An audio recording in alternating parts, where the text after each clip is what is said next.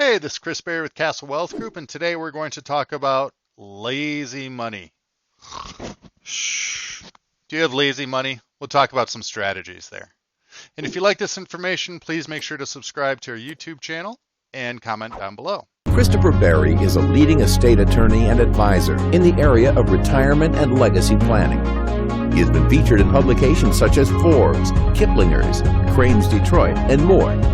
He's the host of the weekly radio show and podcast, The Chris Berry Show.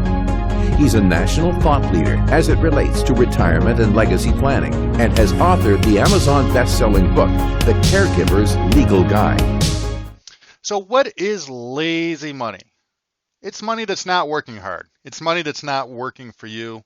It's money that should maybe be used in other ways. And so lazy money is money that's really not earning you anything. It's not growing. And so there's different forms of lazy money. One form of lazy money, a common one, is having too much sitting in your checking, your savings, or even CDs these days. The idea is that you have safety, meaning you're not going to see the balance drop, but you're losing out to inflation. And when we've talked about inflation on a previous YouTube video. So the idea is that we want to be keeping pace with at least, if not beating inflation. And so lazy money is money that's just sitting there. It's not working for you. Now, I'm not saying you shouldn't have any money that's safe and liquid sitting at the bank.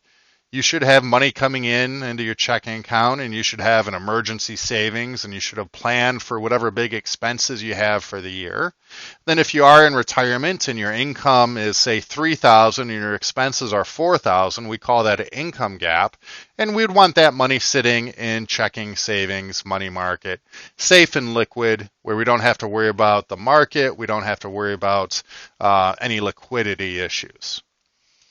But you probably shouldn't have $800,000 sitting in checking, savings, money market, or even just sitting in CDs because it's not working for you. Chances are you're not going to have to go through $800, let's say, all in 1 year.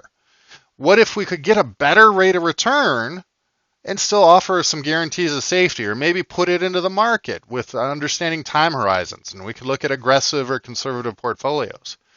But one of the things is, and we sent out an email to our clients the other day talking about, hey, if you have some lazy money, let's put that to work for you, where there's some things, depending on your time horizon, can still offer you guarantees of safety, but offer you a better rate of return than just having it sitting in a 3% C or 2% or 1% CD, better than having it sitting in a checking account earning you nothing, or a savings account earning you, 0.05%, like hardly anything.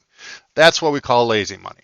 Now, I'm not saying you shouldn't have an emergency fund. You certainly should. I'm not saying that you shouldn't have big expenses sitting in kind of checking, savings, ready to be used, where if you know you have to fix up the roof in a couple months, or you're taking a big trip, not that you can travel anywhere right now, that money should be safe and liquid. And then if you do have an income gap where your expenses are greater than your income, then yeah, that money should be sitting in safety and liquidity, at least for that year. That's that now bucket of money. But if you have more than that sitting there, then that money is what we call lazy money. And there's different ways that maybe that money can work a little bit harder for you, because you worked hard to get it. So now you should make that money work hard for you. And there's different strategies, whether we put it in the market, whether we put it into multi-year guaranteed annuities. There's just different options, different tools depending on what your goals are. And we always try to figure out, what are your goals? What is the best strategy to help you achieve the goals? And then pick the right tools. So if you do have lazy money, let's figure out what's your goal with that money other than just having it sit there.